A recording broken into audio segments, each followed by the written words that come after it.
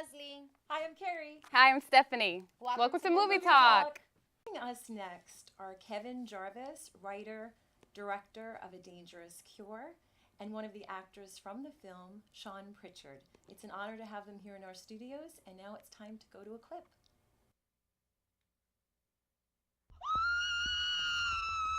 People, please, do not panic. We're trying to separate the living from the dead. My break to get back into the paparazzi world. I met Savia back in college. She was interesting. Savia had these theories: sex and murder. If you see someone with the epidemic, please stand away from them. It just seems like a really bad dream. Technology easily created the disease that was the epidemic.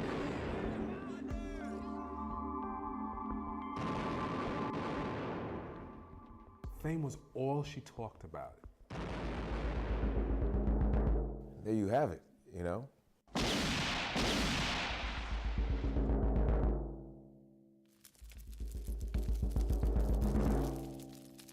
We're back here with our guest today. Such a pleasure to be here with Kevin Jarvis, our writer, director of A Dangerous Cure, and one of his actors, Sean Pritchard. So thanks, guys, for coming to the studio today. Our pleasure. You're welcome. Yeah. You're Actually, welcome. getting media coverage for this odd film that we made. Been getting a little bit of write-ups lately, but some of them are good, some of them are bad, but we've never been on live TV for it. Oh, My God. I feel that honored. amazing? I don't we're recall the honored bad here to reviews, talk- so it seemed everything was all right with me. How does I don't that know. happen? I didn't hear anything. Well, you read the reviews at least. Yes. I was just looking for my name. I hate to be like the real actor. Oh, Sean Pritchard in it. They Dr. Yeah, I'm cool. That's all that matters. Well, you're the sci-fi horror genre. Yes. Yes. So I know sometimes that genre too, I mean, it kind of lends itself to like the really good reviews, either one person, you know, what's one's man's feast is another man's famine or something. I think that's with any movie. you Yeah, make. Yeah, exactly. I mean, you can't please everybody. I mean, if you could, then you'd be a millionaire. All you do is make one movie and you'd be a millionaire for the rest of your life. Well, so. you know what I think is so amazing is, and that's why I'm curious when this was written and everything, how timely for right now. We're sitting here in the studios, and we just had that Ebola scare. Yeah. Yeah. You know, somebody coming back from Africa, coming here to New York City, and we're, you know, testing him. And this is basically, this film is about, you know, a real life pandemic and the cause, trying to find the cause and the cure. And it is set in New York City.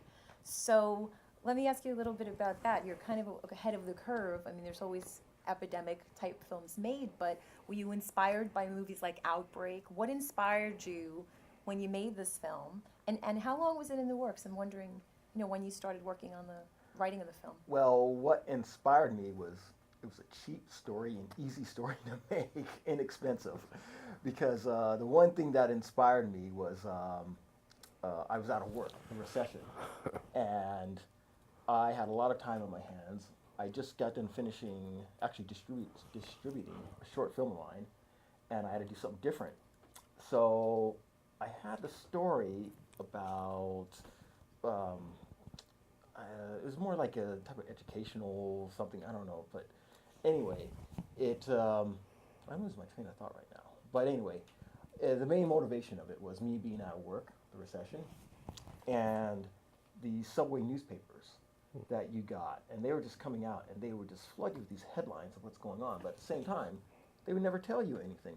So I put two and two together, and I thought, wow, why don't I make a movie about a tabloid journalist who's trying to find a something that's out there that would make her famous.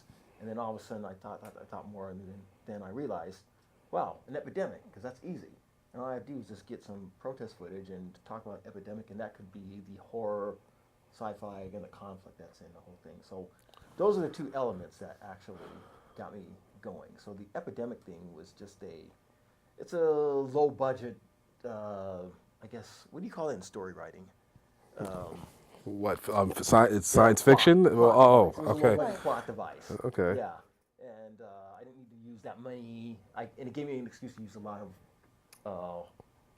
gruesome scenes and stuff like that. Just to keep There you people go. there, to live up to There the you go. genre. I think a lot of it, hype. When you think about tabloid journalism, you're kind of exposing part of the world too. And like hype, a lot of like when you were unemployed, that hype, people, journalism kind of feeds on getting people all excited about something and want more perfect. Well, it probably taps into the fear Fear, aspect. everything. That's fear, it. Fear Yeah. of terrorism, fear of epidemics, fear of getting sick. But, it's kind of funny, the example, so anybody who's unemployed out there, it's a lesson to them that they should go out and start writing. Yeah, Well, I got plenty of time. Then I guess there'd be a lot of filmmakers out there now. You could be here sitting with us in Movie Talk, right? So, You never know. so Sean, how did you get involved with the project? I answered an ad. He had an ad in Backstage, as a matter of fact. And just science fiction, I'm a fan of it, the whole thing. And I saw it, and it was a nice little synopsis about it. I said, it's interesting. And I saw where they had the doctor, Dr. Helios, as, he was listed in the breakdown. I said, that seems pretty good. It was like, wow, smart, witty, handsome. I said, there you go. I fit the bill. Yeah, I couldn't stretch that much more for it. And I answered that, and it was kind of quick, because we had, I think, one conversation. I think. We had one conversation, but we had like 4 or 5 with our rehearsals. Yeah, but I mean, I already had the role then, I hope. Oh, yeah. I didn't think you. You knew he was your guy. You knew he was your guy. Yeah. I didn't think you had me going through all of that. You're like, this guy ain't working. Cut him, get him out, So I was kind of comfortable in that. But and it was different. Like, everyone always says that they want to do, but just speaking for myself, and I guess actors can back that up. Everyone is different. You made an interesting point. One man's feast, another man's famine, if you will, or young lady, if you will. But this was just, wow, a little off kilter. And that attracted you Yeah, to the because script, as an actor, it's not something you see all the time. So you have to, the inducement to, okay, out of the comfort zone. Sure. That's something I want to do, something I want to try. So what was your biggest challenge then with the role?